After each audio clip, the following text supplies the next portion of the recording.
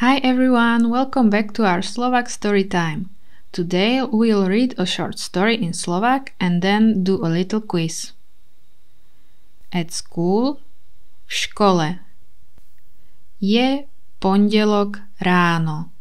Je pondelok ráno. It's Monday morning. Eva ide do školy. Eva ide do školy. Eva goes to school. Má tašku a knihu. Má tašku a knihu. She has a bag and a book. V triede sú deti. V triede sú deti. There are children in the classroom. Učiteľka hovorí dobrý deň. Učiteľka hovorí dobrý deň. The teacher says good day. Deti sedia a počúvajú. Deti sedia a počúvajú. The children sit and listen.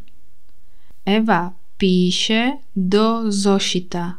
Eva píše do zošita. Eva writes in her notebook. Po škole ide domov. Po škole ide domov. After school she goes home. Povie dnes bol pekný deň. Povie dnes bol pekný deň. She says it was a nice day. Quiz. When does Eva go to school? Kedy ide Eva do školy? V pondelok ráno. What does Eva have? Čo má Eva? Tašku a knihu. Who says good day? Kto hovorí dobrý deň? Učiteľka. What does Eva do at school? Čo robí Eva v škole? Píše. How was her day?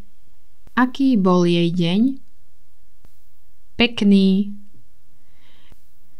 Great job! You're learning fast.